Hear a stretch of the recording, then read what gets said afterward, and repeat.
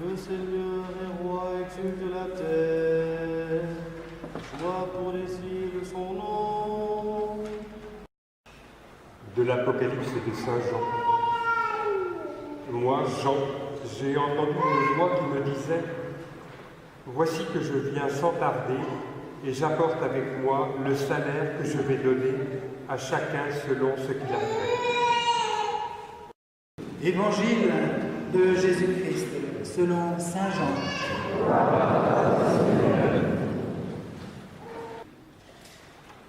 En ce temps-là, les yeux levés au ciel, Jésus priait ainsi.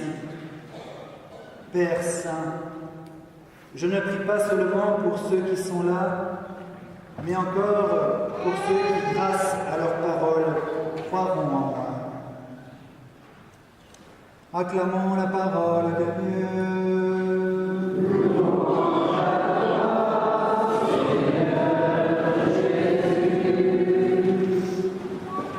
À la veille de la Pentecôte, bien, la liturgie nous fait entendre cette magnifique prière de Jésus. Nous sommes à la veille de la Pentecôte, enfin c'est dans une semaine, et Jésus était à la veille de sa mort. Et bien il pense déjà à la mission qui va démarrer à partir de sa mort et de sa résurrection.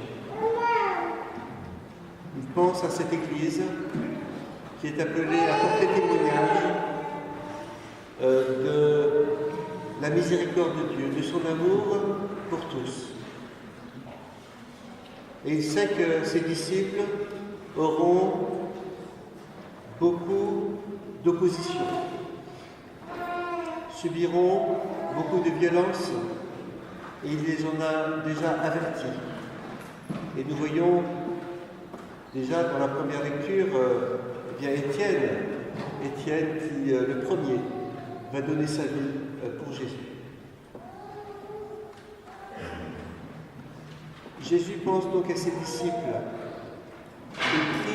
Il prie ardemment pour eux. Il prie pour leur unité. Parce que cette unité est fondamentale. Une unité évidemment dans l'amour. Dans l'amour, cette unité. Pas dans autre chose. Voilà le grand défi pour que le monde croie à l'amour de Dieu. Il faut que les disciples de Jésus vivent dans l'amour mutuel pour pouvoir dire l'amour de Dieu. Voilà la prière de Jésus. Alors il prie pour ses disciples et il dit particulièrement je ne prie pas seulement pour eux, je prie pour tous ceux qui, grâce à leur parole, croiront en moi. Jésus pense déjà à tous ceux des périphéries. Jésus pensait déjà au monde entier, évidemment, pour recevoir la révélation, la grande révélation de la miséricorde de Dieu, de son amour pour tous.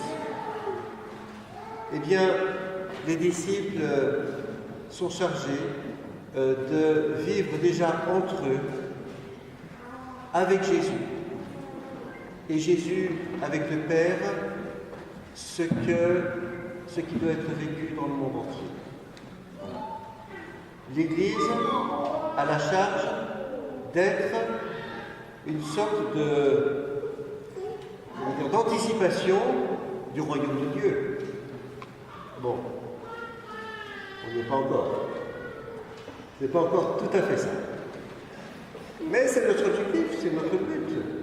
C'est notre travail commun, c'est de travailler à l'unité dans la foi et dans l'amour, pour faire régner quelque chose, eh bien, du royaume de Dieu qui est le royaume d'amour. Alors il y a ce désir très fort de Jésus. Ce désir, cette prière, comment la prière de Jésus à son Père, la veille de sa mort, ne pourrait-elle pas être exaucée? Eh bien, tout simplement parce que Jésus se heurte à nos propres résistances et qu'il ne peut rien contre notre volonté contraire. Si nous ne voulons pas les uns des autres, eh bien, tant pis pour nous. Si nous ne voulons pas nous reconnaître comme des frères et des sœurs, les uns et les autres, quelle que soit notre culture, quelle que soit notre origine, quelles que soient les options politiques ou autres, eh bien, à ce moment-là, nous ne pouvons rien faire comme chrétiens. Voilà. Donc ça, c'est le grand désir de Jésus pour son Église, cette unité. Et cette unité ne peut se faire que dans l'Esprit Saint, envoyé depuis la Pentecôte, et qui souffle depuis pour susciter la foi, pour susciter un amour qui n'a pas de frontières. Voilà. Et pour mettre dans une unité qui n'est autre que celle du Père et du Fils, dans l'Esprit Saint. Voilà.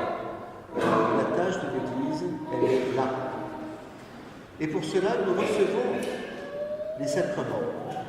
Les sacrements qui nous unissent au Christ. À commencer par le baptême et en continuant par la confirmation, parce que la confirmation est vraiment liée au baptême. Je dis souvent que tous les baptisés devraient être confirmés, qu'il manque quelque chose aux baptisés qui ne sont pas confirmés. Parce que la confirmation nous donne le sceau de l'Esprit Saint pour nous rendre capables d'assurer notre mission de chrétiens, de disciples du Christ, de disciples missionnaires. Nous avons besoin de l'Esprit Saint. Et nous voyons bien, c'est ce que nous verrons dimanche prochain, qu'à partir de la Pentecôte, à partir de l'envoi de l'Esprit Saint, les apôtres sont tous changés. Leur cœur est plein de lumière par rapport à tout ce qu'ils ont vécu avec Jésus jusqu'à présent. Eh bien, ils ne comprenaient rien. Et d'autre part, ils sont remplis de force pour témoigner. Voilà. Et ça va les faire aller jusqu'au bout du monde. Jusqu'au bout du monde. Voilà.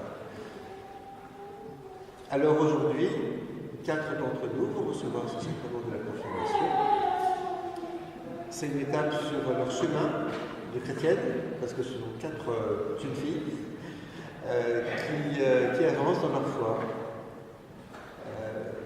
et qui ont à elles-mêmes pensé à transmettre cette foi, à la communiquer. Donc nous demandons pour elles cette force de l'Esprit Saint. Puis l'une va faire sa première communion. Voilà, sa première communion. Il y en a qui la font à 10 ans, d'autres qui la font à l'âge adulte. Et là, la communion, c'est la rencontre de Jésus. La rencontre de Jésus dans un cœur à cœur, et aussi pour faire corps, pas simplement moi avec Jésus, mais tous ensemble avec Jésus. Voilà, pour une unité dans l'amitié, dans l'amour et dans l'esprit de Jésus. Eh bien, nous avons entendu le grand appel qui nous est proposé dans l'Apocalypse. Et ce sont les derniers mots de l'Apocalypse, qui est le dernier livre du Nouveau Testament, qui est le dernier livre, et donc c'est le dernier mot de toute la Bible, de toute la révélation. Ça ne se termine pas par un point final, ça se termine par un point d'exclamation. Amen, viens Seigneur Jésus. Ça se termine par là, par un appel, par un grand désir. Seigneur, viens Seigneur. L'Esprit et l'épouse disent viens. Qui est l'épouse? C'est nous l'épouse. Avec l'Esprit Saint, dans l'Esprit Saint, nous crions Seigneur, viens. Oui Seigneur, tu es là parmi nous. Quand nous 300 réunis en mon nom, je suis au milieu d'eux. Et tu es là particulièrement quand tu te donnes dans l'Eucharistie. Et pourtant, dans l'Eucharistie, nous disons aussi viens Seigneur, lors de l'anamnèse, à la consécration.